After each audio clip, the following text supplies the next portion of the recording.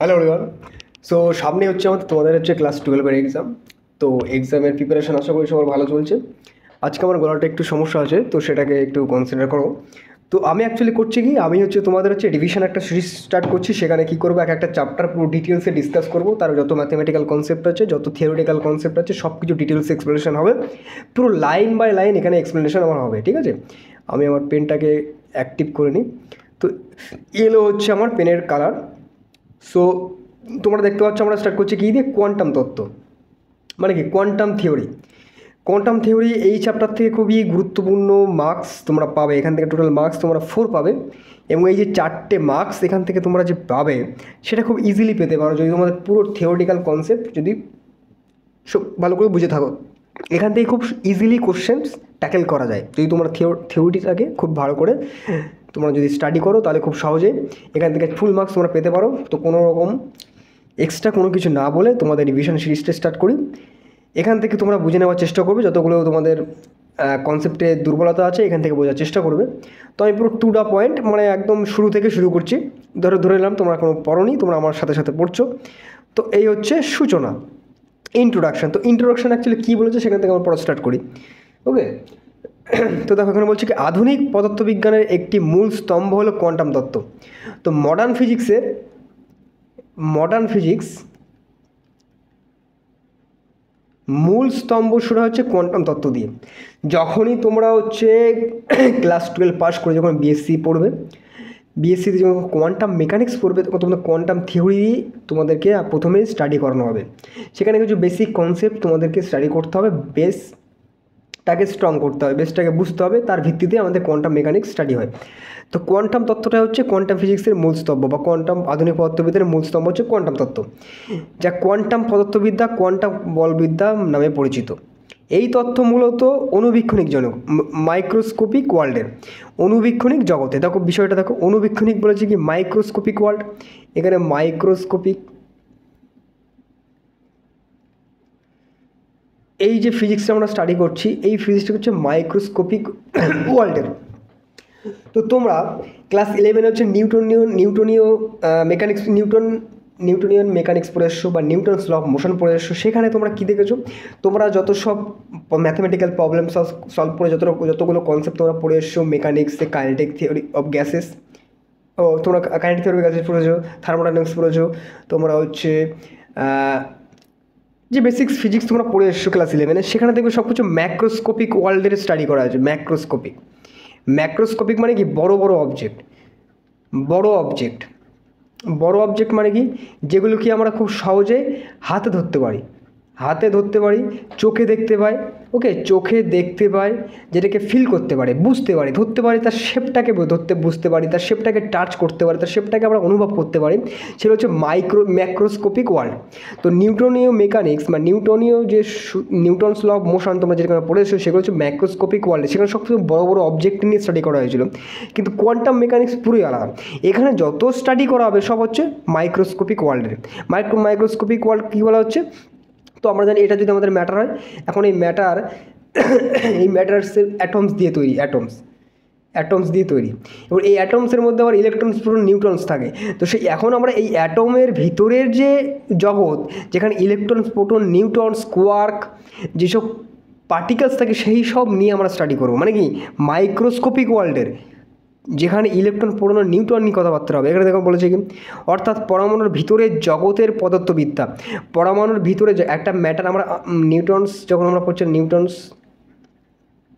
Study করছি, Newton's law of motion study করছিলাম, তখন একটা অবজেক্ট নিয়ে আমরা স্টাডি করছিলাম। বাট কোয়ান্টাম থিওরিতে বা কোয়ান্টাম মেকানিক্স যেটাকে আমরা বলি, কোয়ান্টাম মেকানিক্স হচ্ছে একটা ব্রাঞ্চ, আর কোয়ান্টাম থিওরি হচ্ছে জাস্ট একটা থিওরি। এই থিওরিটাকে পড়তে হবে, তাহলে তুমি কোয়ান্টাম মেকানিক্স পড়তে পারবে। তো কোয়ান্টাম থিওরিটাকে আমরা জানার চেষ্টা করছি। তো সেই থিওরিটা কার আন্ডারে পড়ে, কোয়ান্টাম মেকানিক্সের আগে। আমরা যখন নিউটনীয় মেকানিক্স পড়ে এসেছি, তো আমি কোয়ান্টাম একটা মেকানিক্স, তো আমি কোয়ান্টাম মেকানিক্স ধরেই বলছি। তো সেখানে তোমাদের পদার্থের ভিতরের জগতের পদার্থবিদ্যা নিয়ে আলোচনা করা হবে। ঠিক আছে, বোঝা গেল? সেখানে ইলেকট্রন, প্রোটন, নিউটন নিয়ে আলোচনা করা হবে, বোঝা গেল?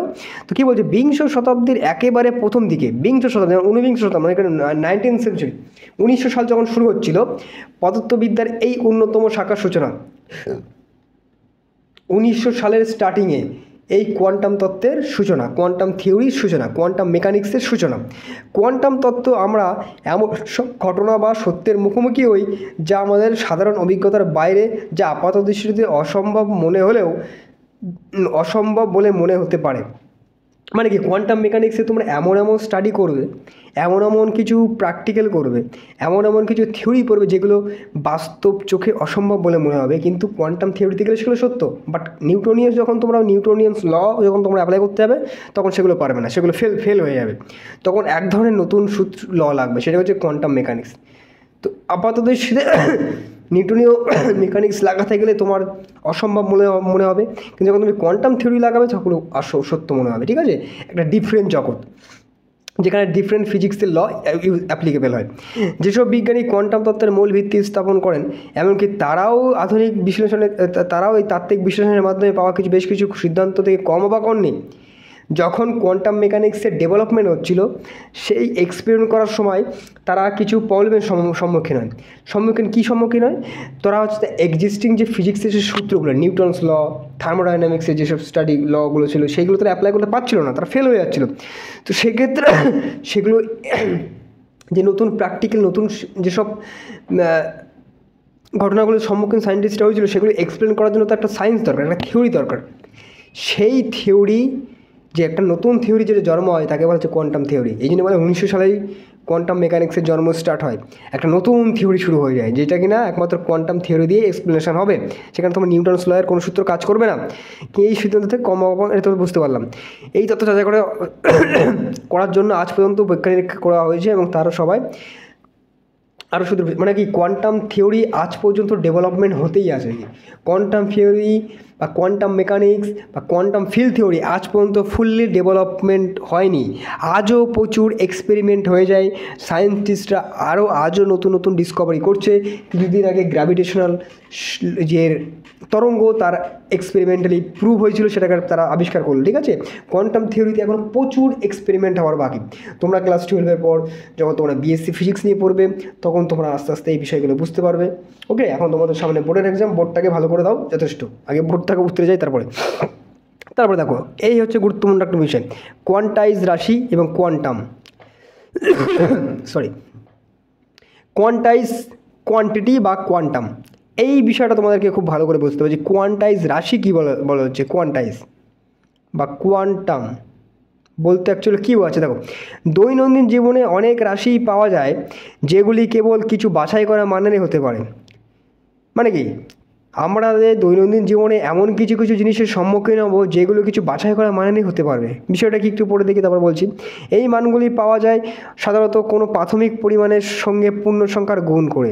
এই ধরনের রাশিকে বলা হয় কোয়ান্টাইজ রাশি, বা প্রাথমিক পরিমাণের ওই রাশিটিকে বলা হয় কোয়ান্টাম। ওকে, তো এই হচ্ছে বিষয়। তো এই হচ্ছে বিষয়।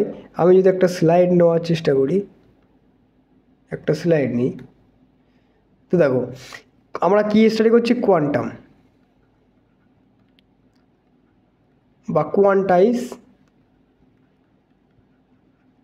কোয়ান্টিটি আমরা এখন জানার চেষ্টা করছি। দেখো এইগুলো কোয়ান্টাইজ রাশি কোনগুলোকে বলা হবে। দেখো, কে একজনে বাজারে গেছে, সে দোকানদারকে বললো আমাকে কিছু আপেল দাও।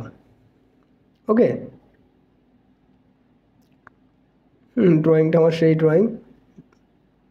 ওকে, তুমি দোকানে গিয়ে বলবে আমাকে আপেল দাও, তুমি কোনো দিনে বলবে না আমাকে হাফ আপেল দাও। তুমি দোকানদারকে বলবে আমাকে হাফ আপেল দাও, দোকানদার ঠেকাবে। তুমি দোকানে গিয়ে বলবে আমাকে একটা আপেল দাও বা 1 কিলো আপেল দাও, সেগুলো কী হবে, আস্ত আপেল হবে। সেইগুলো কী হবে, এরকম ফুললি আপেল হবে। ওকে, এরকম ফুল একটা আপেল হবে। কোনো সময় তুমি হাফ আপেল দোকান থেকে কিনবে না। ওকে, হাফ আপেল তুমি দোকান থেকে কিনবে না, দোকানদারকে সবসময় তোমাকে ফুল আপেল দেবে, 1 কিলো আপেল দেবে। তুমি কোনোদিন কাটা আপেল নেবে না বা কাটা তরমুজ নিয়ে আসবে না। তেমনই কোয়ান্টাইজ কী বলছে, এমন একটা রাশি, সেই রাশিটা সবসময় পূর্ণ সংখ্যা থাকবে। হতে পারে সেটা একটাই হবে, হতে পারে সেটা দুটো হবে, হতে পারে সেটা 3টে হবে। কোনো সময় 1-এর হাফ হবে না, কোনো সময় 3-এর 2 হবে না, কোনো সময় 4-এর 2 হবে না, কোনো সময় 5-এর 2 হবে না, কোনো সময় 0.25 হবে না, কোনো সময় 0.006 হবে না। এইগুলো হবে না, সবসময় কী হবে, পূর্ণ সংখ্যায় থাকবে। যেসব রাশি সর্বদা পূর্ণ সংখ্যায় থাকবে, তো তুমি ধরতে পারো আমাকে একটা আপেল দাও, তুমি বলতে পারো আমাকে 2টো আপেল দাও, তুমি দোকানদারকে বলতে পারো আমাকে 3টে আপেল দাও, মানে কি তুমি পূর্ণ সংখ্যায় আপেল চাইতে পারো। তুমি কোনো সময় বলবে না আমাকে 3-2 আপেল দাও, দোকানদার ঠ্যাঙাবে। তুমি কোনো সময় বলবে না 5-2 পরিমাণ আমাকে আপেল দাও, ওকে? তুমি বলবে আমাকে 5টা আপেল দাও দোকানদারকে। তাহলে তুমি ফিজিক্সে এমন কিছু কিছু রাশির তুমি সম্মুখীন হবে যেটা সবসময় পূর্ণ সংখ্যায় হতে হবে। কোনো দিন সেটা নাকি ফ্র্যাকশানে হবে না, দশমিকে হবে না, এইভাবে হবে না, ওকে? সবসময় পূর্ণ সংখ্যা থাকবে, ওকে? এখানে দেখো লিখে দিয়েছে সবসময় পূর্ণ সংখ্যায় থাকবে। দেখো এখানে একটা উদাহরণস্বরূপ বলা যায় মুদ্রা, কারেন্সি। মুদ্রা কোয়ান্টাইজ, মুদ্রাকে তুমি কোয়ান্টাইজ বলতে পারো, একটা আপেলকে তুমি কোয়ান্টাইজ ফল বলতে পারো। কোনো সময় হাফ আপেল তুমি পাবে না। এবং বর্তমানে ভারতীয় অর্থনীতিতে এর কোয়ান্টাম হলো 50 পয়সা।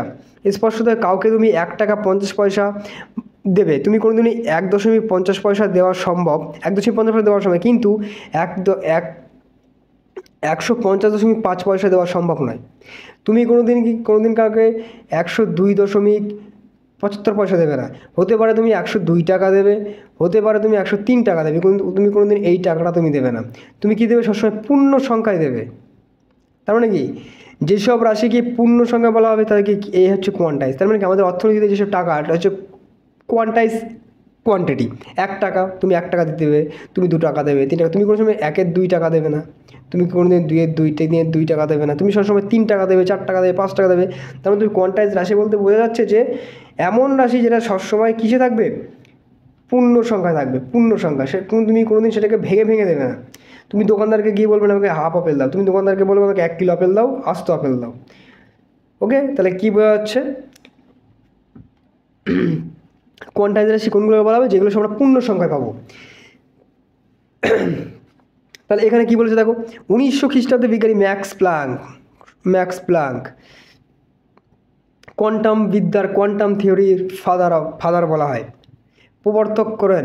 তার নাম কোয়ান্টাম, এই তত্ত্বের প্রবর্তন, কোয়ান্টাম তত্ত্বের প্রবর্তন কী করেন? Max Planck. আলোর তরঙ্গ তত্ত্বের অভাবনীয় সাফল্য সত্ত্বেও আমরা ওয়েভ নেচার পড়ে এসেছি, ওয়েভ নেচার তরঙ্গ, ঠিক আছে? যখন আমরা অপটিক্স পড়ছিলাম সেখানে ওয়েভ নেচার পড়েছিলাম, এ sine omega t plus phi, এই হচ্ছে একটা ওয়েভ নেচার পড়ে এসেছি, যেগুলো দিয়ে কিছু কিছু থিওরি খুব সুন্দরভাবে এক্সপ্লেন হয়ে যাচ্ছে, ঠিক আছে? আলো, এই জন্য বলছে আলোর তরঙ্গতত্ত্বের অভাবনীয় সাফল্য সত্ত্বেও এর সাহায্যে কৃষ্ণবস্তুর বিকিরণ, ব্ল্যাক বডি রেডিয়েশনের বা আলোক তড়িৎ ক্রিয়া, ফটোইলেকট্রিক ওয়েভ, পারমাণবিক বর্ণালী, অ্যাটমিক স্পেকট্রাম ইত্যাদি ঘটনাগুলি ব্যাখ্যা করা সম্ভব হচ্ছিল না। আলোর তরঙ্গতত্ত্ব দিয়ে এই সব ঘটনাগুলো, ব্ল্যাক বডি রেডিয়েশন, তারপর হচ্ছে photo electric effect, atomic spectrum, যে স্পেকট্রাম আমরা পাচ্ছিলাম এইভাবে, ঠিক আছে? যে স্পেকট্রাম আমরা পাচ্ছিলাম, এই স্পেকট্রামের এক্সপ্লেনেশান ওয়েভ তত্ত্ব দিয়ে আমরা পাচ্ছিলাম না, ঠিক আছে? এই জন্য এই স্পেকট্রাম, তারপরে black body radiation, photo electric effect, এইগুলোর এক্সপ্লেন করার জন্য একটা নতুন থিওরি দরকার পড়ছিল, একটা নতুন থিওরির প্রয়োজন পড়েছিল। সেই থিওরি বা সেই যে বিষয়গুলো, সেই বিষয়গুলো এক্সপ্লেন করতে গিয়েই আবার এই কোয়ান্টাম থিওরির কী হয়? আবিষ্কৃত হয়। এবং ম্যাক্স প্লাঙ্ক এই ব্ল্যাক বডি রেডিয়েশন সর্বপ্রথম এক্সপ্লেন করতে গিয়েই তিনি কোয়ান্টাম তত্ত্ব নিয়ে আসেন। এই জন্যে ফাদার অফ কোয়ান্টাম মেকানিক্স বলা হয় ম্যাক্স প্লাঙ্ককে। তারপর কোয়ান্টাম মেকানিক্সের ম্যাক্স প্লাঙ্কের কোয়ান্টাম থিওরিকে অ্যাপ্লাই করে sir Albert Einstein photo electric effect explanation করেন। তারপর অ্যাটমিক স্পেকট্রামও কী হয়? এক্সপ্লেন করে খুব সুন্দরভাবে, যেগুলো কিনা ওয়েভ নেচার, যেটা আমরা অপটিক্সে পড়ে এসেছি, ওয়েভ নেচার, ম্যাটারের যে ওয়েভ নেচার দিয়ে আমরা যেসব যে ফ্রিঞ্জ, যেসব শেড বা ডবল স্লিট এক্সপেরিমেন্টে যেসব থিওরিগুলো এক্সপ্লেন করতে পারছিলাম, এই থিওরি এই যে বিষয়গুলোকে এক্সপ্লেন করতে পারছিল না, তার জন্য নতুন একটা থিওরির প্রয়োজন পড়েছিল। এবং সেই থিওরি থেকেই কোয়ান্টাম থিওরি বা সেই সব ঘটনাগুলো এক্সপ্লেন করার কারণেই এই থিওরির উদ্ভব ঘটে। তারপরে দেখো ইলেকট্রন, প্রপার্টি অফ ইলেকট্রন। তো আমরা জানি কি ইলেকট্রন হচ্ছে নেগেটিভলি চার্জ, ইলেকট্রনের তড়িৎদান হচ্ছে ঋণাত্মক, এর মান কত? 1.6 × 10⁻19 কুলম, এটা হচ্ছে এসআই ইউনিটে। আর সিজিএসে বলা হচ্ছে 4.8 × 10⁻−10 ইএসইউ সিজিএসে, 1 এসইউ আধানের তড়িৎ স্থির তড়িৎ একক। আধানের স্থির তড়িৎ একক। স্থির তড়িৎ বলতে কী বলছে, একটা ইলেকট্রনকে যখন তুমি স্থির অবস্থায় রেখে দেবে সেই অবস্থায় তার আধানের মান, এটা বোঝা গেল। বিভিন্ন সরি, আমার একটু কাশি আছে, সেটাকে একটু বেয়ার করতে হবে ভাই। বিভিন্ন পরীক্ষা থেকে জানা যায় যে কোনো আয়তকণার আধান হলো একটি কোয়ান্টাইজ রাশি। মানে কি বলছে, আমাদের সামনে একটা ম্যাটার আছে, এই ম্যাটারকে যদি আহিত করা হয়, এই ম্যাটারটা আহিত হলে পরে এর মধ্যে 10টা ইলেকট্রন পাওয়া যেতে পারে, 20টা ইলেকট্রন পাওয়া যেতে পারে, 30টা ইলেকট্রন পাওয়া যেতে পারে, 1000 ইলেকট্রন পাওয়া যেতে পারে, 10,000 ইলেকট্রন পাওয়া যেতে পারে, কিন্তু কখনোই আহিত হয়ে 5-এর 2 ইলেকট্রন পাওয়া সম্ভব নয়, 7-এর 3 ইলেকট্রন পাওয়া সম্ভব নয়। তাই কী বলছে, বিভিন্ন পরীক্ষা থেকে জানা যায় যে কোনো আহিত কণার আধান হলো একটি কোয়ান্টাইজ রাশি। মানে কি, তুমি একটা বস্তুকে আহিত করলে সেই অবস্থায় যে আধানটা পাওয়া যাবে কোয়ান্টাইজ, মানে কি তার মধ্যে যে আধানের পরিমাণটা পাওয়া যায় পূর্ণ সংখ্যা। পূর্ণ সংখ্যা বলতে তার মধ্যে 10টি ইলেকট্রন থাকবে, 20টি ইলেকট্রন থাকতে পারে, কোনো সময় এইভাবে ইলেকট্রন থাকবে না। তাই কী বলছে, আধানের কোয়ান্টাম হলো ইলেকট্রনের আধান। তার মানে কি, আধানের কোয়ান্টাম হলো একটা ইলেকট্রন আধানের সমান। তোমাকে যদি বলে what is the quantise value of electron, তখন তো বলে ইকুয়ালস টু 1.6 × 10⁻19 কুলম।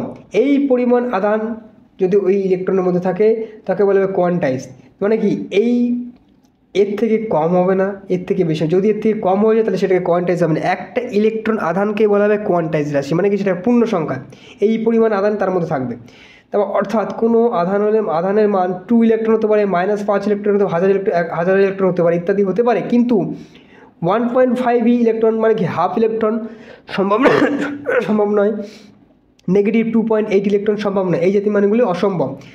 তুমি তার মধ্যে 1000 electron, 1 lakh electron, 10 lakh electron, 10 billion electron সম্ভব, বাট কোনো সময় 1.5 10 বিলিয়ন 0.5 ইলেকট্রন সম্ভব নয়। সবসময় ইলেকট্রন কী থাকবে ওই ম্যাটারের মধ্যে পূর্ণ সংখ্যায়, বোঝা গেল, পূর্ণ সংখ্যা ইলেকট্রন। আর একটা ইলেকট্রন আধানের মান কত, 1.6 × 10⁻19 কুলম্ব, একটা পূর্ণ সংখ্যক ইলেকট্রনের আধানের সমান।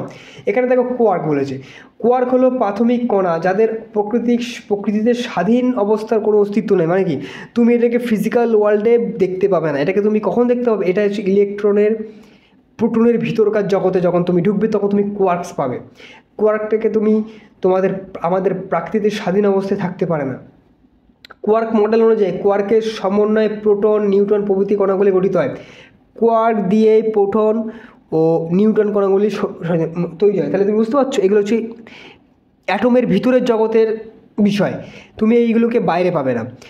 যদিও আলোচ্য পাঠ্যক্রম অনুযায়ী প্রোটন, নিউট্রন কণাগুলি মৌলিক কণা হিসেবে ধরা হয়, ঠিক আছে। কোয়ার্ক আরও প্রাথমিক কণা, বাট আমাদের স্টাডিতে ইলেকট্রন, প্রোটন, নিউট্রনগুলিকে প্রাথমিক কণা ধরা হয়।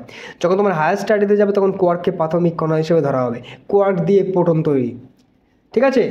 এখন দেখো স্থির ভর রেস্ট মাস। ইলেকট্রনের স্থির মাস কত, m0 দিয়ে ডিনোট করা হয়। ইলেকট্রনের স্থির মাসকে m0 দ্বারা ডিনোট করা হয় এবং তার মাস হচ্ছে 9.1 × 10⁻31 কেজি। ওকে, এটা হচ্ছে SI।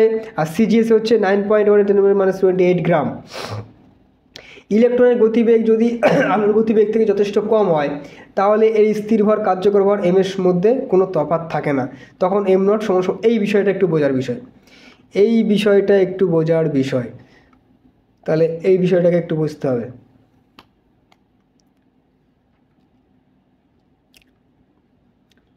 এই স্লাইডে চলে যায়।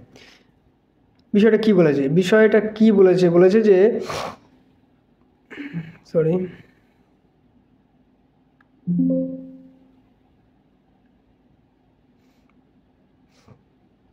1 মিনিট।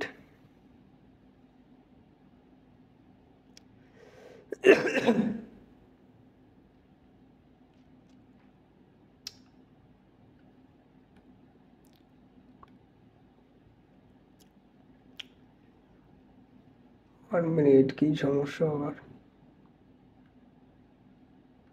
হ্যাঁ, আমাদের যে ইলেকট্রনের স্থির মাস m0 সেটা কত, 9.1 × 10⁻31 কেজি। তো এখন কি বলেছে, এই ইলেকট্রনটা ধরো, এই যে ইলেকট্রন তার মাস হচ্ছে m0। এখন এটাকে আমি v ভেলোসিটিতে গতিবেগ দিয়ে দিলাম। এখন এই যে ভি ভেলোসিটিতে গতিবেগ নিয়ে এসে যাচ্ছে এবং এই গতিবেগটা যদি লাইটের গতিবেগের থেকে লেস দ্যান খুবই কম হয়, মানে কি আলোর গতিবেগের থেকে যদি খুব কম হয়, সেক্ষেত্রে কার্যকর এই এম নট যে মাসটা, এটাই কার্যকর মাস এম এর সমান হবে। এই বিষয়টা কি দেখো, একটা ইলেকট্রন ই যার মাস এম নট, একে যদি ভি ভেলোসিটি দিয়ে ছুড়ে দিই এবং এই ভি ভেলোসিটি যদি লাইটের গতিবেগের খুব কাছাকাছি হয়, তখন এই ইলেকট্রনের মাস এম নট, এই এম নট থাকে না, তখন এই মাসটা পরিবর্তিত হয়ে তখন কার্যকর মাস এম এ হয়ে যায়। একে বলা হয় তখন রিলেটিভ মাস, যাকে বাংলায় বলা হয় কার্যকর ভর। এই মাস তখন পরিবর্তিত হয়ে এম নটটা তখন পরিবর্তিত হয়ে এম হয়ে যায়। একটা ইলেকট্রন যখন স্থির অবস্থা থাকে তখন তার মাস এটা ঠিক আছে। একটা ইলেকট্রন যদি লাইটের গতিবেগের খুব কম গতিবেগ নিয়ে ছুটতে থাকে, সেক্ষেত্রে এই এম নট এর কার্যকর মাস তখন ওই এম নটের সমানই হয়ে যায়, সেক্ষেত্রে এম এর কোনো পরিবর্তন হয় না। কিন্তু এই মাসটা যদি ইলেকট্রনটা যদি আলোর গতিবেগের খুব কাছাকাছি দৌড়ায়, সেক্ষেত্রে এই এম নট থাকে, তখন সেটা এম এ পরিবর্তিত হয়ে যায়। এবং সেক্ষেত্রে এই এম আমরা যে সূত্র থেকে পাবো সেটা হচ্ছে এই সূত্র, am not divide by 1/v²/c²। এইটা থেকে আমরা তখন ওই কার্যকর মাস এম এর মানটা পেয়ে যাব। ওকে, কখন পাবো? যখন সেটা লাইটের গতিবেগ নিয়ে তখন ছুটবে, সেক্ষেত্রে মাস পরিবর্তন হয়ে যাবে, সেক্ষেত্রে আর এম নট থাকবে না। এই বিষয়টা তোমরা কখন জানবে? যখন তোমরা special theory of relativity study করবে, যখন তোমরা হায়ার স্টাডি করতে যাবে, তখন তোমরা এটা পড়বে। ওকে, এখন তোমাদের শুধু এটুকু জেনে রাখো, যখন একটা ইলেকট্রন স্থির অবস্থায় থাকে, সেক্ষেত্রে তার কার্যকর মাস আর তার স্থির মাস দুটো সমান হয়ে যায়। সেক্ষেত্রে তার মাসটা কত হয়? 9.1 × 10⁻³ কেজি। বাট ওই ইলেকট্রনটা যদি আলোর গতিবেগের খুব কাছাকাছি গতিবেগ নিয়ে দৌড়ায়, সেক্ষেত্রে তার এম নট থাকেন, তখন সেটা কার্যকর মাস এম এ পরিবর্তিত হয়ে যায়। এবং সেটাই মানটা আমরা কোথা থেকে পাবো? m = m not divide by √1 - v²/c²। এই যে সূত্র, এটা থেকে আমরা পেয়ে যাব। বোঝা গেল? এই মানটা তোমরা মনে রাখতে বলো, কারণ কি ভি যত বাড়বে এটা তত ছোট হবে। ওকে,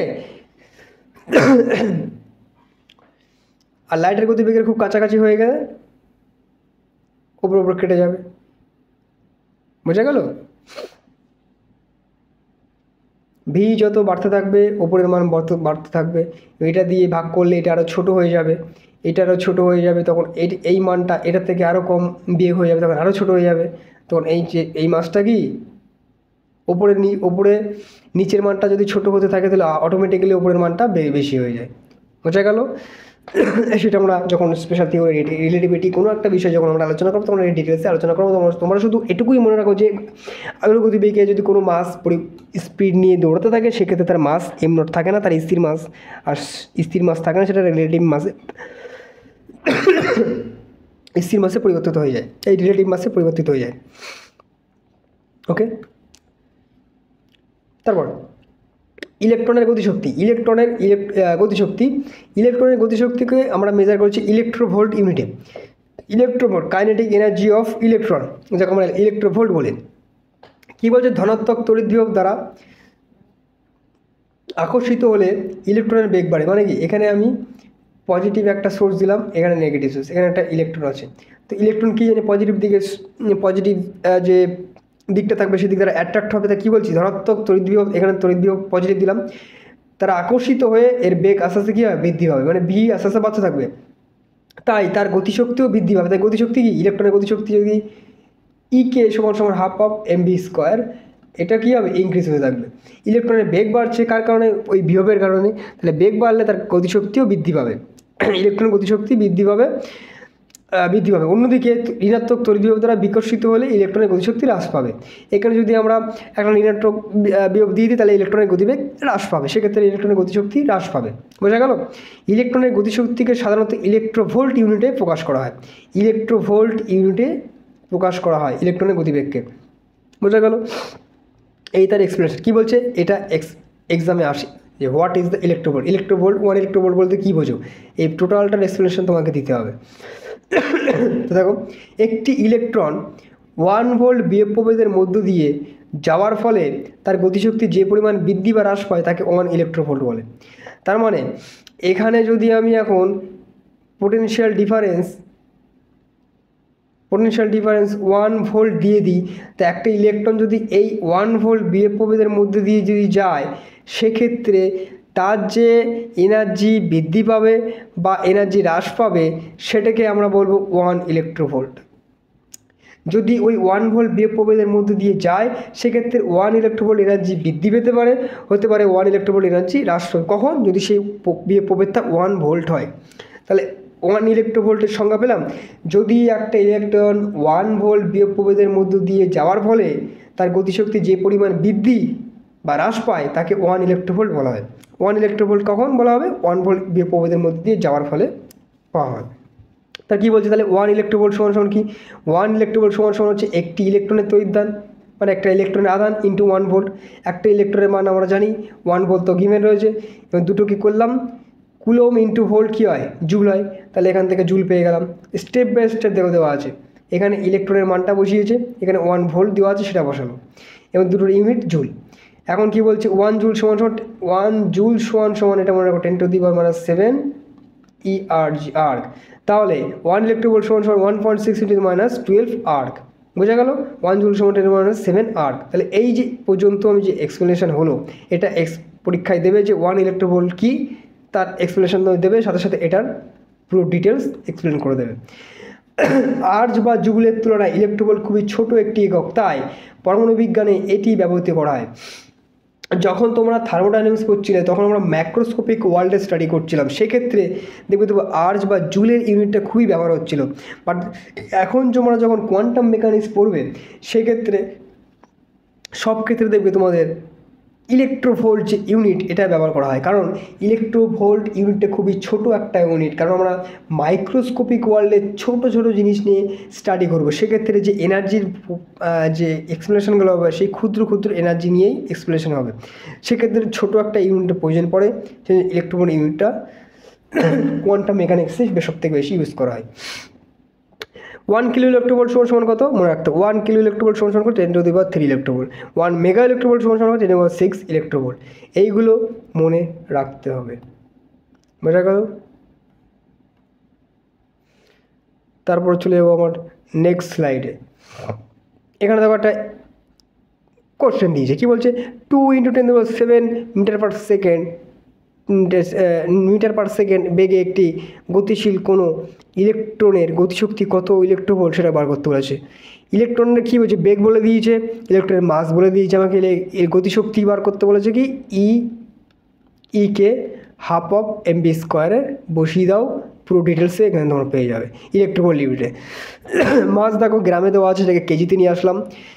আর ভেলোসিটি দেখো এসআইতে দেওয়া আছে, এটা কিন্তু সিজিএস ইউনিটে দেওয়া, সিজিএস, এটা কিন্তু এসআই।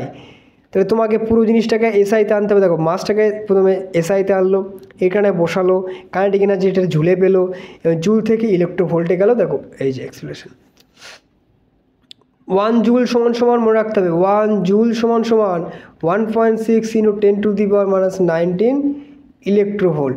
জুল থেকে ইলেকট্রোভোল্টে গেলে তোমাকে ভাগ করতে হবে, আর ইলেকট্রোভোল্ট থেকে জুলে গেলে গুণ করতে হবে। বোঝা গেল?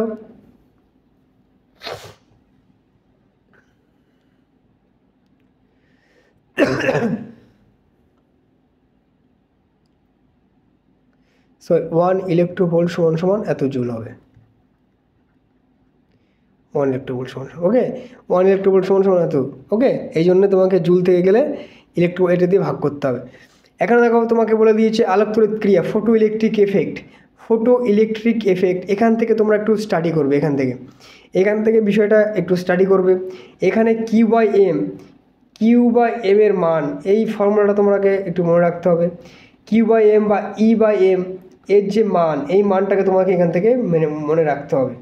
এই যে এক্সপেরিমেন্টটা কী জন্য করা হয়েছিল বিষয়টা দেখো। এই যে চেম্বারটা একটা বায়ুশূন্য চেম্বার, এখানে এক্সপেরিমেন্ট করে, কারণ সায়েন্টিস্টরা প্রথমে যখন দেখছিল ক্যাথোড টিউবে, যখন সায়েন্টিস্টরা সূর্যের আলো ফেলছিল তখন একটা স্পার্ক তৈরি হচ্ছিল, স্পার্ক। তো সায়েন্টিস্টরা এটা অনুমান করতে পারলো অবশ্যই এটা কোনো চার্জ পার্টিকেল হবে। তার একটা চার্জ থাকবে। তো সেটা কি, সেই চার্জ পার্টিকেলটার জানার জন্য সায়েন্টিস্টরা এরকম একটা এক্সপেরিমেন্ট করলো। ঠিক আছে, এখান থেকে তারা প্রমাণ করতে পারলো এই যে চার্জ পার্টিকেলটা এখানে একটা স্পার্ক তৈরি করা হচ্ছিল, সেটা ক্যাথোড থেকে যেটা বেরোচ্ছিল সেটা অবশ্যই কি হতে পারে সেটা সবার বার করার চেষ্টায় ছিল। তো সায়েন্টিস্টরা পরে এক্সপেরিমেন্ট করে জানতে পারে যে এই আলোক তড়িৎ ক্রিয়ায় ক্যাথোড নিঃসৃত ঋণাত্মক তড়িৎ কণাটি হলো ইলেকট্রন। এখান থেকে যে ঋণাত্মক আধানজনিত যে কণাটা নিঃসরণ হচ্ছিল এবং অ্যানোডের দিকে যাচ্ছিল সেটা আসলে ইলেকট্রন। এটার এক্সপেরিমেন্টটা এখানে আছে। তো এই এক্সপেরিমেন্টটা তোমরা একটু স্টাডি করে নেবে এখান থেকে বিষয়টা। ওকে, তারপর দেখো এখানে এখানে এটা এক্সপেরিমেন্ট আসে। কোনো ধাতব পৃষ্ঠে উপযুক্ত তরঙ্গদৈর্ঘ্যের আলো ফেললে তার থেকে ইলেকট্রন বেরিয়ে আসে। মানে কি, আমাদের সামনে একটা মেটাল, এই মেটালের ওপর উপযুক্ত এনার্জিযুক্ত তরঙ্গদৈর্ঘ্য ফেললে এর থেকে ইলেকট্রন এমিট হয়ে ইলেকট্রন বেরিয়ে আসে। সব আলো ফেললে কিন্তু এর থেকে ইলেকট্রন বেরিয়ে, একটা নির্দিষ্ট কম্পাঙ্কের আলো ফেললে তবে এর থেকে বেরিয়ে আসে। তো আমরা জানি এই যে মেটাল এই ইলেকট্রনগুলোকে একটা ফোর্স দ্বারা নিজের মধ্যে বাইন্ডিং করে রাখে, একটা ফোর্স থাকে, একটা এনার্জি দিয়ে এটাকে আটকে রেখে দেয়। তো এইটাকে আমরা ওয়ার্ক ফাংশন হিসেবে জানি। তো এই ওয়ার্ক ফাংশনটাকে যদি আমরা ক্যান্সেল করে দিতে পারি তাহলেই সেই ইলেকট্রনটা বেরিয়ে আসবে। এই জন্য ওয়ার্ক ফাংশন যদি 10 ইলেকট্রোভোল্ট থাকে তো এখান থেকে এর 11 ইলেকট্রোভোল্টের শক্তিজনিত একটা তরঙ্গ এখানে ফেলতে হবে। তাহলে 11 ইলেকট্রোভোল্টের এনার্জি ফেললাম, 10 এ খেয়ে ফেললো, বাকি এনার্জিটা নিয়ে এ বেরিয়ে যাবে। আমি যদি এখানে 9 ইলেকট্রোভোল্টের এনার্জি ফেলি তাহলে দেখো ওয়ার্ক ফাংশনের থেকে কম, তাহলে ইলেকট্রন আর বেরোবে না।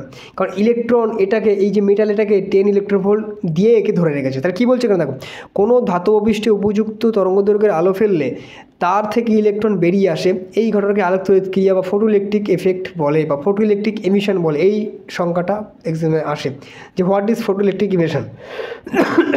সরি, আলোক তড়িৎ ক্রিয়ায় নিঃসৃত ইলেকট্রনগুলিকে কী বলা হয়, আলোক ইলেকট্রন বা ফটো ইলেকট্রন বলা হয়। উপযুক্ত ব্যবস্থার সাহায্যে ফটো ইলেকট্রনগুলিকে একমুখী স্রোত তৈরি করা হয়, এর ফলে উৎপন্ন আলোক তড়িৎ প্রবাহকে আলোক তড়িৎ প্রবাহ বলা হয়। এই জন্য কি দেখো এখান থেকে যে ইলেকট্রনগুলো বেরিয়ে আসে এই ইলেকট্রনগুলিকে যদি একমুখী স্রোতে একটা তার দিয়ে ওই ইলেকট্রনগুলোকে যদি একদিকে কালেক্ট করে এটাকে একটা ওয়্যার দিয়ে রোটেট করিয়ে দেওয়া হয় তাহলে আমরা একটা ইলেকট্রিসিটি পাবো এবং সেখান থেকে আমরা লাইট বা যে কোনো কিছু চালাতে পারবো। উপযুক্ত কারেন্ট বা তড়িৎ প্রবাহ পাবো, সেটাকে বলা হচ্ছে ফটো ইলেকট্রিক কারেন্ট। ওকে, বোঝা গেল, এটা আমরা পাই। ওকে, তারপর তাহলে ওয়ার্ক ফাংশন কী, উপযুক্ত কম্পাঙ্কের আলো কী সেটা আমরা বুঝতে পারলাম, ফটো ইলেকট্রিক এমিশন কী এটা আমরা বুঝলাম। এইবার ওয়ার্ক ফাংশন একটু এক্সপ্লেন তো আমি করলাম। একটি ইলেকট্রন যে ন্যূনতম শক্তি অর্জন করলে ধাতব পৃষ্ঠ থেকে অতিক্রম করে বাইরে বেরিয়ে আসতে পারে তাকে ওয়ার্ক ফাংশন বা কার্যপক্ষে বলে। মানে কি, আমাদের সামনে যে মেটাল, এই মেটালটা একটা ইলেকট্রনকে উপযুক্ত শক্তি দিয়ে রেখে দেয়। তো এই এনার্জিটাকে ক্যান্সেল করে দিতে পারলে তবে সেটা বেরিয়ে আসবে। তারপরে কী বলছে, একটি ইলেকট্রন যে ন্যূনতম শক্তি অর্জন করলে ধাতব পৃষ্ঠ থেকে বেরিয়ে আসতে পারে। কি, এই যদি 10 ইলেকট্রোভোল্ট দিয়ে বন্ডিং করে রেখে দেয় তো এই সেম পরিমাণ ইলেকট্রন এনার্জি যদি এই ইলেকট্রনকে দেওয়া হয় এর বাইন্ডিং শক্তি ক্যান্সেল আউট করে বেরিয়ে আসতে পারবে। এই জন্য বলা হচ্ছে একটি ইলেকট্রন যে নিম্নতম শক্তি অর্জন করে ধাতব পৃষ্ঠ থেকে অতিক্রম করে বাইরে বেরিয়ে আসতে পারে তাকে ধাতুর কার্য অপেক্ষা বলা হয়, তাকে ওয়ার্ক ফাংশন, তাকে আমরা ফাই দ্বারা ডিনোট করি। তাহলে বোঝা গেল এই কার্য অপেক্ষা শুধুমাত্র ধাতব পদার্থের প্রকৃতির উপর নির্ভর করে, ইলেকট্রন কীভাবে শক্তি অর্জন করছে তার উপর নয়, ধাতব প্রকৃতির উপর। অলওয়েজ রিমেম্বার, ধাতুর কার্য অপেক্ষা কার উপর নির্ভর করে, ধাতুর প্রকৃতির উপর নির্ভর করে। ইলেকট্রন কীভাবে শক্তি অর্জন করছে তার উপর নয়। Always remember, important point. ধাতুর কার্য সাধারণত ইলেকট্রন ভোল্ট এককে মাপায়। সোডিয়াম, পটাশিয়াম ইত্যাদি ক্ষার ধাতুর অ্যালকিল মেটালের কার্য অপেক্ষা অন্যান্য ধাতুর তুলনায় কম। তবে আজকাল আলোক তড়িৎ নিঃসরণের জন্য আরও সুবিধাজনক কিছু মিশ্র পদার্থ ইউজ করা হয়। এই যে তোমরা এটার বর্তনী চিহ্নটা একটু বোঝার চেষ্টা করবে এখান থেকে দেখো অ্যাম্পিয়ার ভোল্ট নিবৃত্তি বিভব, অ্যাম্পিয়ার ভোল্ট বৈশিষ্ট্যলেখ নিবৃত্তি, স্টপিং পোটেনশিয়াল, এই যে বিষয়গুলো খুবই গুরুত্বপূর্ণ। দেখো বিভিন্ন তীব্রতার নির্দিষ্ট কম্পাঙ্কের একবর্ণী আলোর ক্ষেত্রে বিষয়টা পড়ি। যদি কোনো নির্দিষ্ট ধাতব পৃষ্ঠের উপর বিভিন্ন তীব্রতা একটি একবর্ণী আলো কম্পাঙ্ক মিউ ধ্রুবক ফেলা হয়, তাহলে টার্গেট ও সংগ্রহের মধ্যে বিভব প্রভেদ ভি এর সঙ্গে আলোকতড়িৎ ক্রিয়া প্রবাহ আয়ের নির্ভরতা এত নং চিত্রের মধ্যে দেখানো হলো। এই চিত্রে 1 ও 2 দুটি হলো আলোকতড়িৎ ক্রিয়ার অ্যাম্পিয়ার ভোল্ট বৈশিষ্ট্য উল্লেখ। দেখো অ্যাম্পিয়ার ভোল্ট বৈশিষ্ট্য উল্লেখ তোমাদের এক্সামে ড্র করতে দিতে পারে,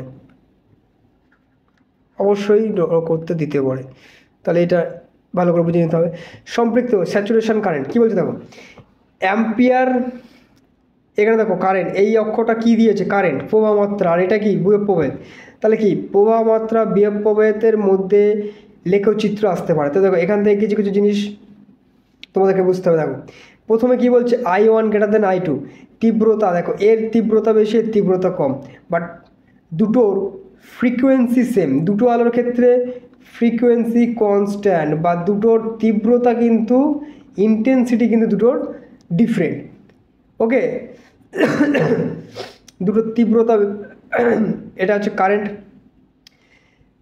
সম্পৃক্ত স্যাচুরেশন কারেন্ট কী বলছে, ভি এর মান যথেষ্ট বেশি হলে বৈশিষ্ট্য অনুভূমিক হয় এবং এর থেকে বোঝা যায় প্রবাহ সম্পৃক্ত হয়েছে। ভি যত বেশি হবে অর্থাৎ ফোটো ক্যাটারে নিঃসৃত সবকটি ইলেকট্রন সংগ্রহ প্লেটে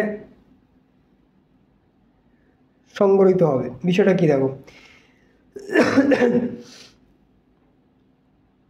এখানে নিবৃত্তি বিভব সেট, দুটো ভিন্ন তীব্রতার আলো থেকে ইলেকট্রন নিঃসৃত হচ্ছে, নিঃসৃত হয়ে সেম কম্পাঙ্কের ক্ষেত্রে নিবৃত্তি বিভব সেম, মানে কি দুটোকে আটকে দেওয়ার ক্ষমতা সেম। সেক্ষেত্রে আমরা দুটো ভিন্ন তীব্রতার ক্ষেত্রে কিন্তু কম্পাঙ্ক সেম, তীব্রতা যার বেশি হবে তার মধ্যে ইলেকট্রন বেশি হবে। তীব্রতা বেশি মানে কি বেশি উজ্জ্বল, বেশি উজ্জ্বল মানে কি ইলেকট্রন বেশি, বাট তাদের ফ্রিকোয়েন্সি কিন্তু সমান। তীব্রতা যার বেশি হবে ইলেকট্রন বেশি হবে, ইলেকট্রন বেশি হবে বেশি বেশি পরিমাণে ইলেকট্রন ক্যাথোডের দিকে যাবে, এবং ক্যাথোড কী করবে বেশি পরিমাণে ইলেকট্রন নেবে, বেশি পরিমাণে ইলেকট্রন হলে বেশি পরিমাণ কারেন্ট হবে। এই জন্য একটা বেশি পরিমাণ কারেন্ট দেখো, তীব্রতা যত বেশি হবে কি দেখো লেগটা আস্তে আস্তে আস্তে আস্তে স্যাচুরেটেড হয়ে যাবে, একটা নির্দিষ্ট কনস্ট্যান্ট কারেন্ট সে দেবে। ঠিক আছে, যদি একটু কম তীব্রতা হয় সেক্ষেত্রে কম পরিমাণ ইলেকট্রন বেরোবে, কম পরিমাণ ইলেকট্রন ক্যাথোডের দিকে যাবে, সেক্ষেত্রে কম পরিমাণ ইলেকট্রন হলে কম পরিমাণ কারেন্ট হবে, সে তীব্রতা কম হবে, সেক্ষেত্রে স্যাচুরেশন পাবে, আই কনস্ট্যান্ট হবে বাট তীব্রতা কারেন্টের কম হবে। দুটোর ক্ষেত্রে নিবৃত্তি বিভব দেখো সেম, ফ্রিকোয়েন্সি সেম, বা তীব্রতা যত বেশি হবে ইলেকট্রন বেশি হবে, ইলেকট্রন বেশি হলে ক্যাথোডের দিকে বেশি পরিমাণ ইলেকট্রন যাবে, বেশি পরিমাণ ইলেকট্রন গেলে কারেন্টের তীব্রতা বেশি হবে। তাহলে এই চিত্রটা বসা গেল। তো নিবৃত্তি বিভব দুটোর ক্ষেত্রে সেম, নিবৃত্তি বিভব দুটোর ক্ষেত্রে সেম মানে কি তার ফ্রিকোয়েন্সি সেম, বা দুটোর তীব্রতা কিন্তু দেখো ডিফারেন্স। এই যে লেখটা তোমাকে পরীক্ষায় ড্র করতে দিতে পারে। আপতত আলো তীব্রতার প্রভাব দেখো, তীব্রতার প্রভাবে বলেছে কি effect of intensity of the incident light. Intensity যদি আমরা বাড়িয়ে দিই তাহলে কী হবে দেখো, ভি দুটো যদি ধ্রুবক হয়, ভি যদি ধ্রুবক হয় তবে ফটো ক্যাথোডে আপতিত একবর্ণী আলোর তীব্রতা যত কমে অর্থাৎ আলোর উজ্জ্বলতা যত কম তাকে আলোকতড়িৎ প্রবাহ মাত্রা তত কম হয়। দেখা যায় আলোকতড়িৎ প্রবাহ মাত্রা আপতিত আলোর তীব্রতার সমানুপাতিক। আলোকতড়িৎ প্রবাহ মাত্রা কারেন্ট ইন্টেন্সিটি সমানুপাতিক। ইন্টেন্সিটি যদি আমরা ই দ্বারা ডিনোট করি তাহলে ইন্টেন্সিটি যত বেশি হবে কারেন্ট তত বেশি হবে। ফ্রিকোয়েন্সি যাই হোক না কেন কারেন্ট আপতিত আলোর তীব্রতার উপরে নির্ভরশীল। বোঝা গেল। নিবৃত্তি বিভব বা ছেদক বিভব, স্টপিং পোটেন্সিয়াল বলতে কী বলছে, এবার ফোটো ক্যাথোডের সাপেক্ষে সংগ্রহ প্লেটকে ঋণাত্মক বিভব দিলে আলোকতড়িৎ প্রবাহ কিন্তু সঙ্গে সঙ্গে শূন্য হয় না, শূন্য নয় কমতে থাকে। মানে কি দেখো এই যে ক্যাথোড আলোকতড়িৎ পড়ছে, এখান থেকে ইলেকট্রন বেরোচ্ছে, ইলেকট্রনগুলো এদিকে ছুটে ছুটে আসছে, এখন এই দিকটা পজিটিভ, এখন এই পজিটিভের মানটা যদি আমি আস্তে আস্তে নেগেটিভ করতে থাকি, নেগেটিভ করে দিই, এই ইলেকট্রনগুলো কি সঙ্গে সঙ্গে এই দিকে কিন্তু নেগেটিভ হয়ে যাওয়ার পরেও কিন্তু ইলেকট্রনগুলো এই দিকে আসতে থাকবে। কেন আসতে থাকবে, কারণ ইলেকট্রন বেরিয়ে যাওয়ার পর একটা শক্তি সে অর্জন করেছিল, সেই শক্তিটা পাওয়ার কারণে এই নিবৃত্তি বিভবটাকে সে কি একটু ক্যান্সেল আউট করে আগিয়ে আসবে। তা কি বলছে, হঠাৎ করে কিন্তু সঙ্গে সঙ্গে শূন্য হয় না, ধীরে ধীরে কমতে থাকে।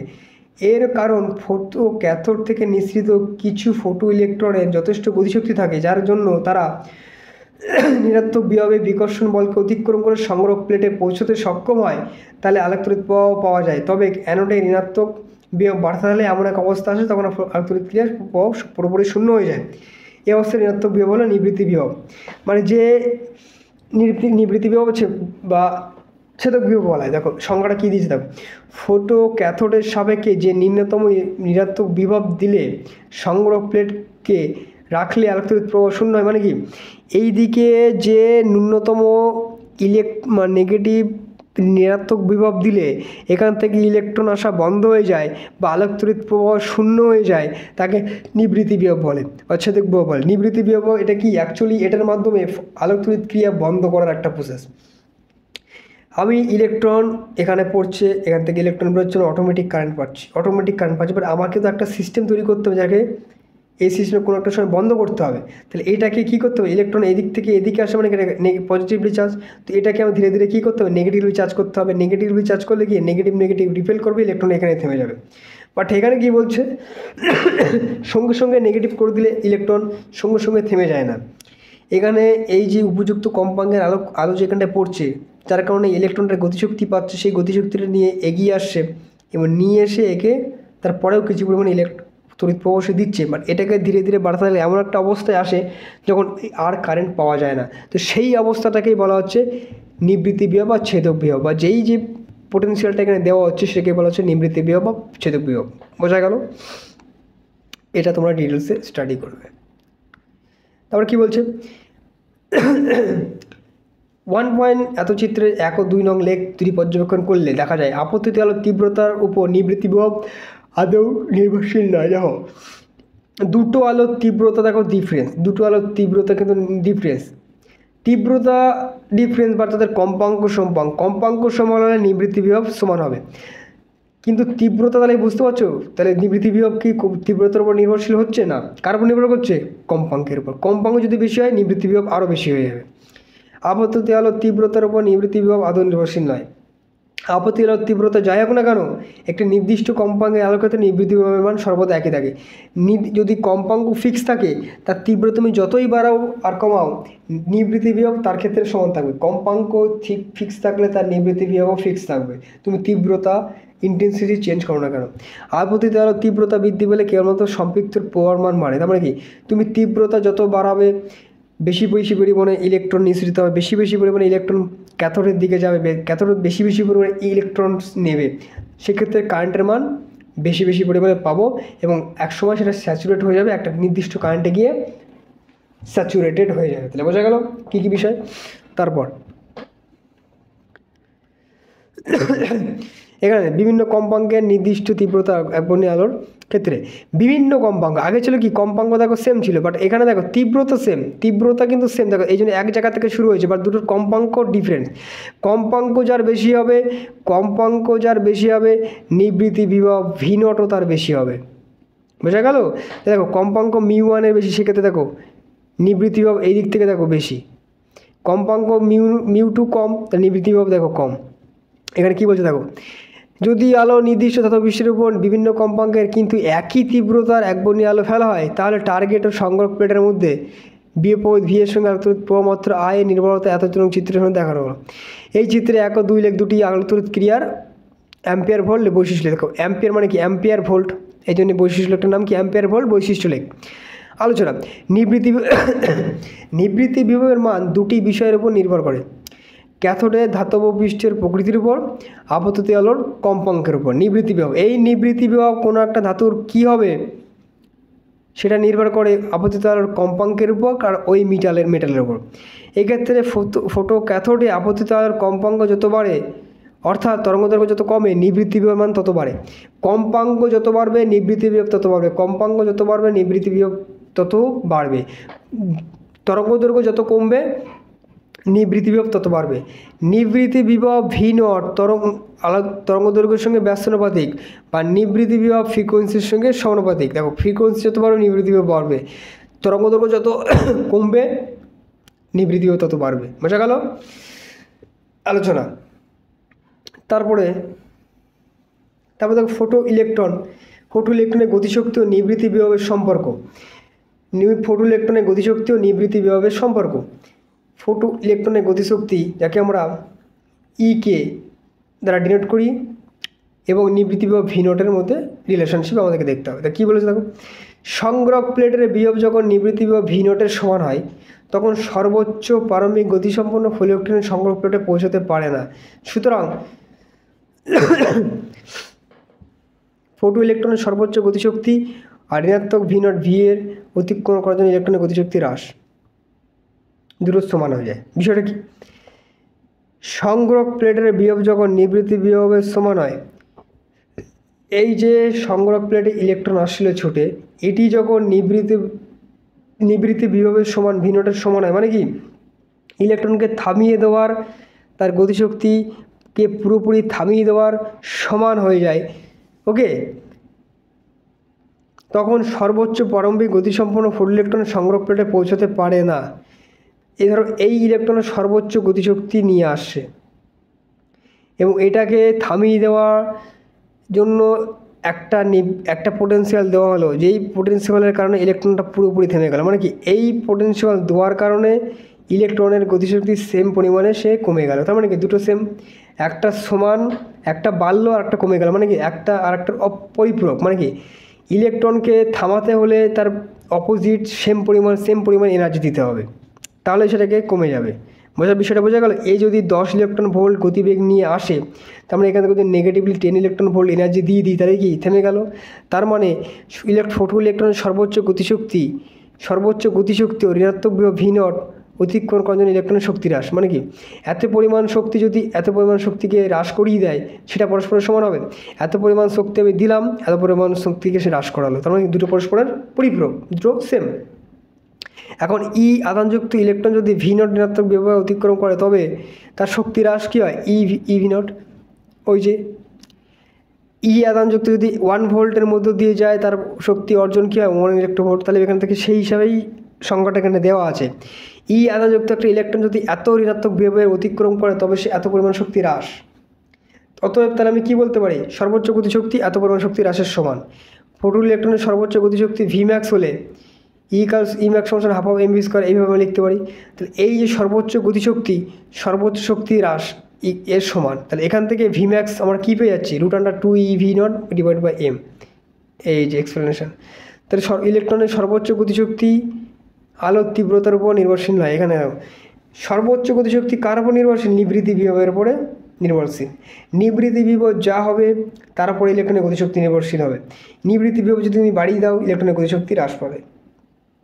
এখান থেকে একটা ইলেকট্রন ছুটে আসছে 10 ইলেকট্রন ভোল্ট এনার্জি নিয়ে, একে যদি সেম পরিমাণ নেগেটিভ এনার্জি দিয়ে দিই, তার মানে কি সেখানে থেমে যাবে। তা সেটাই কি নিবৃত্তি বিভব। তাই নিবৃত্তি বিভব আর কাইনেটিক এনার্জি দুটো পরস্পরের সমান করে দিয়ে আমি এই জায়গার গতিবেগটা পেলাম।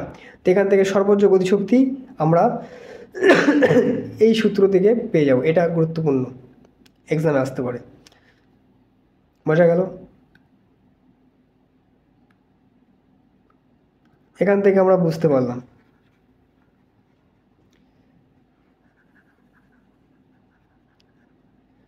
তো আজকের লেকচারে আমরা স্টাডি করলাম কোন পর্যন্ত?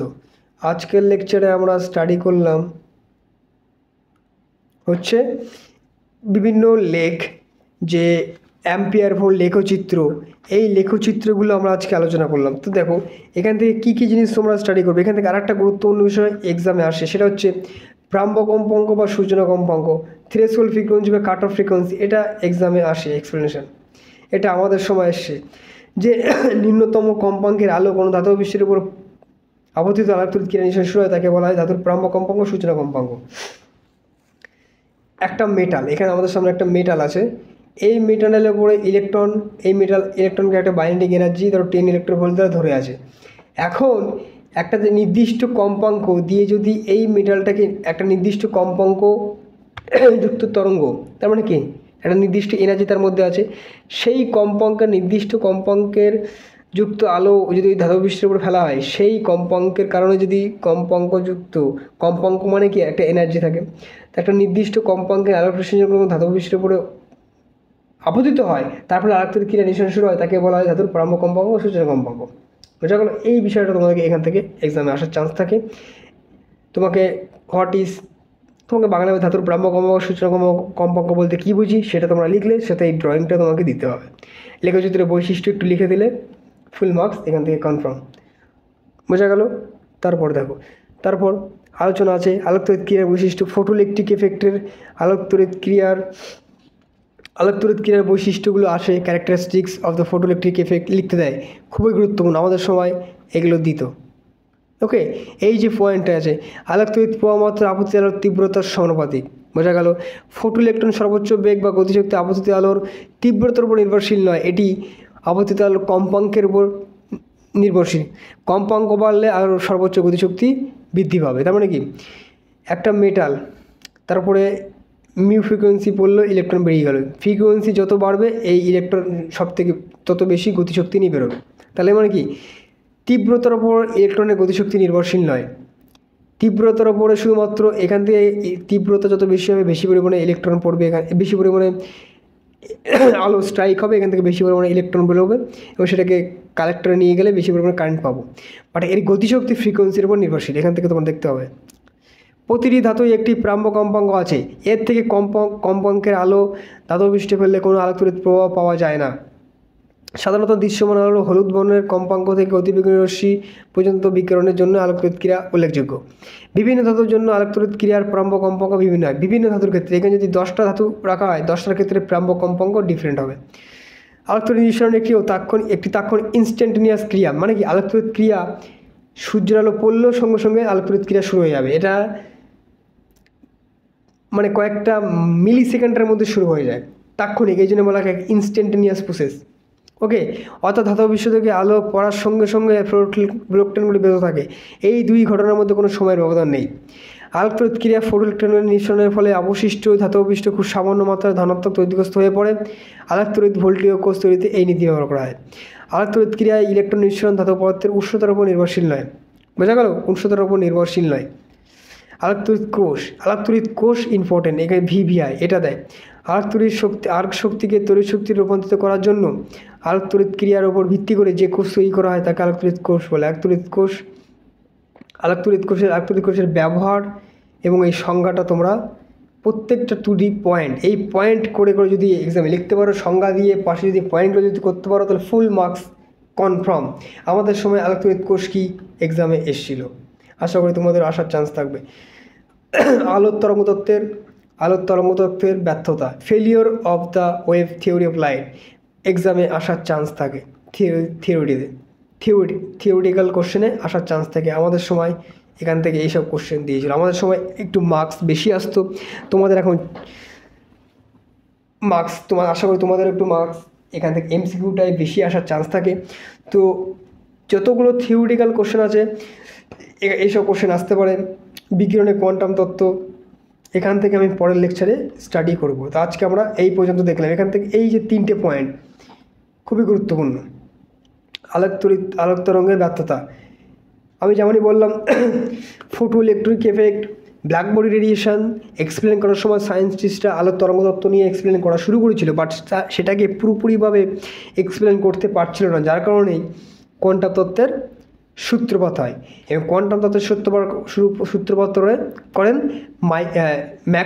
Sir max Planck. এই জন্যে স্যার ম্যাক্স প্ল্যাঙ্ককে বলা হয় আধুনিক পদার্থবিদ্যার জনক। এই পর্যন্ত থাকলো আজকে আমাদের এক্সপ্লেনেশন।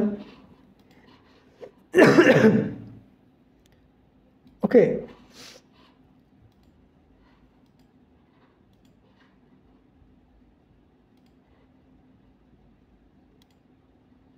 one minute.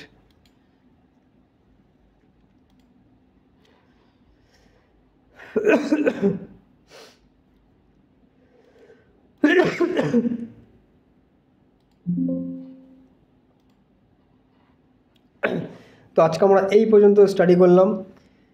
এরপর আমরা বিকিরণের কোয়ান্টাম তত্ত্ব থেকে স্টাডি করব।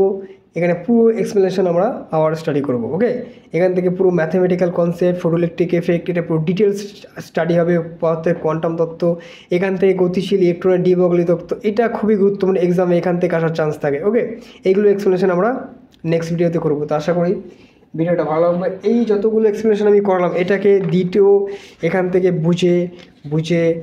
বুঝে রাখতে হবে। এখান থেকে যে অ্যাম্পিয়ার ভোল্ট যে বৈশিষ্ট্য লেখ নিবৃত্তি বিভব, আলোক তড়িৎ কোষ কী, আলোক তড়িৎ কোষের ব্যবহার, আলোক তড়িৎ ক্রিয়ার বৈশিষ্ট্য, এই পয়েন্টসগুলো আশা করি তোমাদের পুরো মুখস্থ করে বুঝে নিতে হবে। তারপর প্রারম্ভ কম্পাঙ্ক, সূচনা কম্পাঙ্ক, ওই যে সংজ্ঞাটা এবং ওই যে লেখচিত্রটা তোমাদেরকে বুঝে রাখতে হবে। চলো দেখা হচ্ছে আমাদের নেক্সট ভিডিওতে।